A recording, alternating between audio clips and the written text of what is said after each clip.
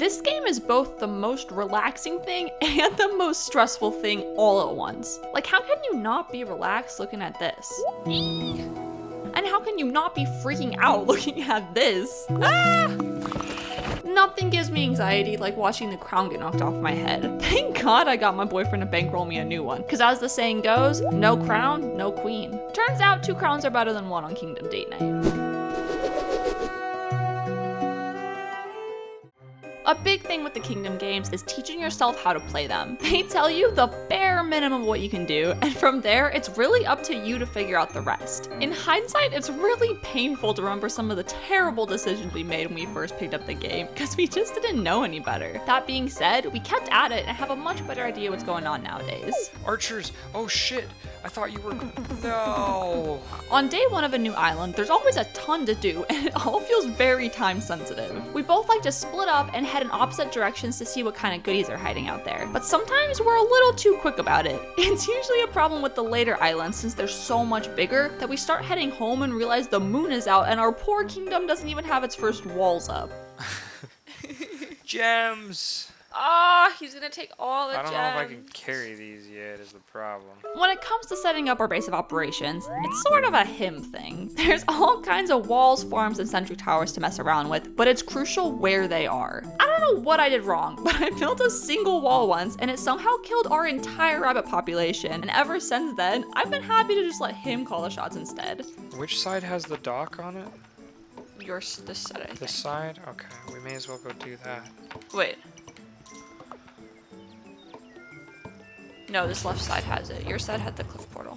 Since he takes the lead on the base building, he'll get super hyper-focused on whatever project he's trying to achieve. A super bad habit of his is upgrading too many things at once and not having the manpower to get it all done in time for whatever he was planning. I know hammers are expensive, but 3 builders are just not enough for all his big ideas. He's the king, no pun intended, of upgrading walls right before nighttime and leaving us as sitting ducks for an attack. Hello there. I have some bad news. Uh-oh, what's the bad news? We're not gonna have walls this evening. I thought they were here. You upgraded to stone. I upgraded the building, but the builders were nowhere to be found, so...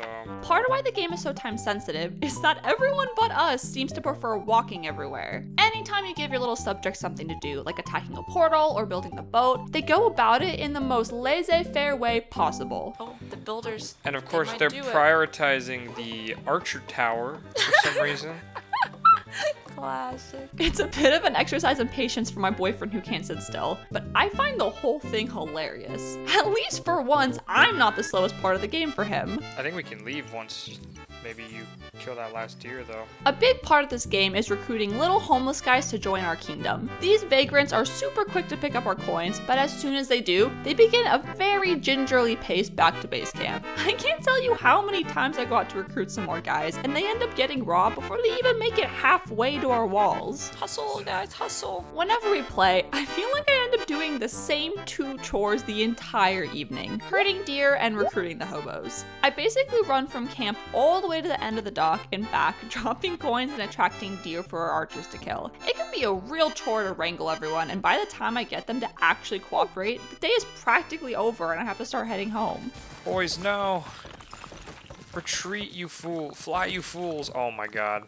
Okay, we lost them. Mission failed.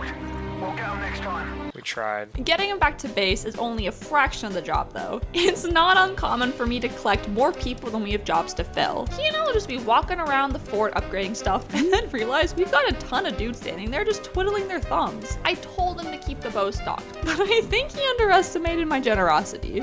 3 shirts and then maybe some pants to go with them. What are you, about a 30-foot waist? What are you doing? I don't want any of these. Why not? They're free! There are a couple of ways to make the vagrants a little more cooperative. The Baker Hermit is probably my favorite of the bunch. Some might say he makes my job obsolete, but nothing beats getting these lazy guys to put a little pep in their step and hustle over to camp before dark. Of course, the hermits have the worst habit of jumping off the back of my horse at inopportune times, and if the baker gets snatched up by the greed, I'll never get over it. No! No! Why does the baker always have to jump off at the worst place? He was fine riding that entire time. Yeah, He's like, and you know then- what? When I see greed, I'm gonna Just jump off. jumps off. We both start out on horseback, but that actually can change throughout the game as you discover other mounts. We've both got our favorites to ride around on because they all have different perks. I really like riding the stag because it makes my deer herding like 10 times easier, but I won't say no to a griffin if you're offering me one. Whoa, that's good shit. Oh my god, the griffin! Forgot about that.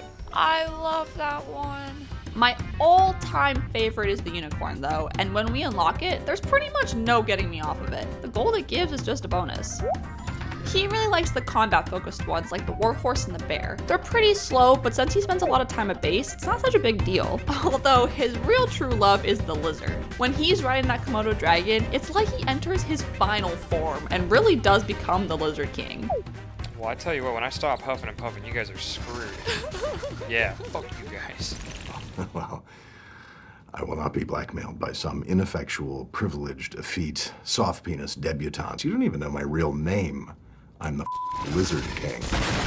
The difficulty ramps up pretty quick, and so it's not a bad idea to do things kind of hastily. For once, I don't blame my boyfriend for rushing us, because I've seen the horrors that wait if we don't get out of dodge. For instance, when we first played, we didn't know much about the game, and actually didn't even realize that the goal was to take the boat and leave. So we ended up staying on the first island well into winter and barely scraped by. The deer and bunnies all but depleted, and the nights were long and full of terrors. Spring is officially sprung.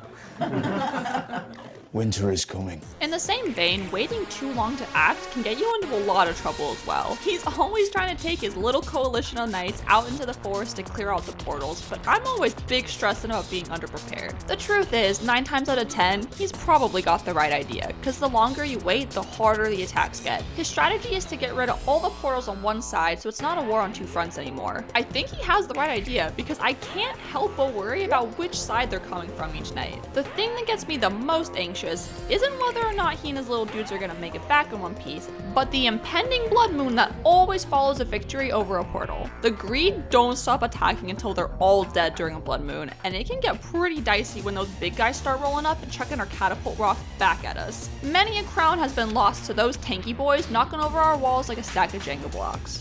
That was hilarious. And slightly horrifying. Whoa.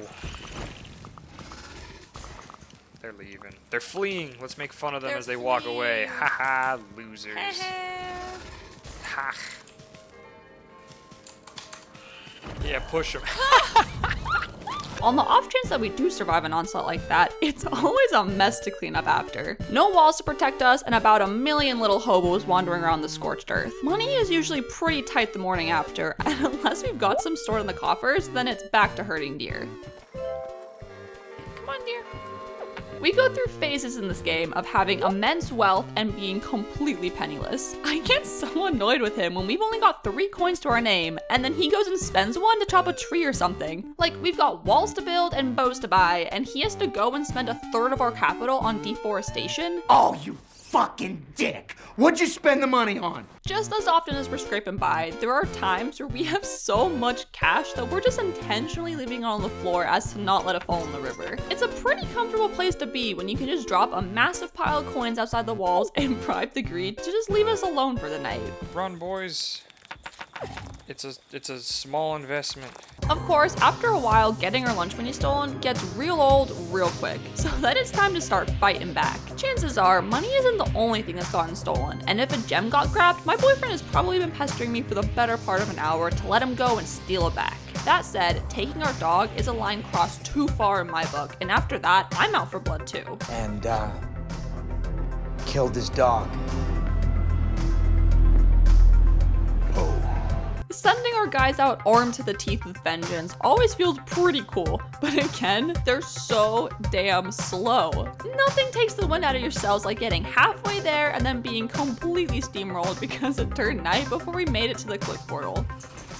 Oh my god, are they ever gonna stop? During the assault on the cliff portal, the lizard's fire breath comes in clutch. The monsters all hate fire, so he's able to provide some support when we're blowing up the portal. It's a shame the damn thing is so slow because he never seems to make it out in time before the bomb goes off. The captain goes down with his ship.